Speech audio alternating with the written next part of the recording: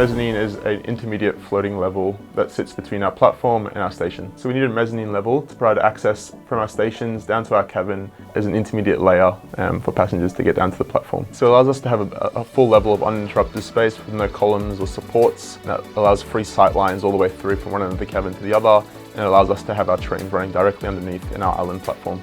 So the key innovation, I think, is that what we're essentially doing is building a segmental bridge underground.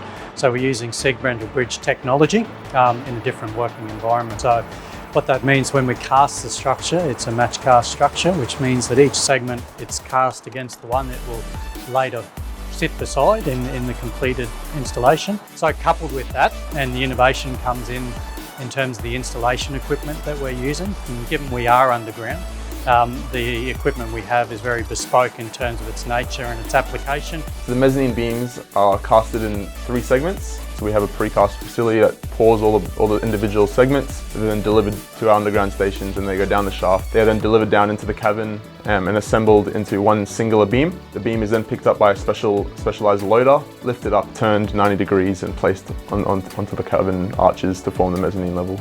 There's not much room at all, so the tolerances are quite tight. We've generally got about 20 metres and the beams are about 19 metres each, so there's about a metre there to play with. So it makes the space feel a lot bigger. There's no columns, but it gives free sight lines, so you're able to see all the signage, where to go, know where the lifts are, where the elevators are, to get down to the platform.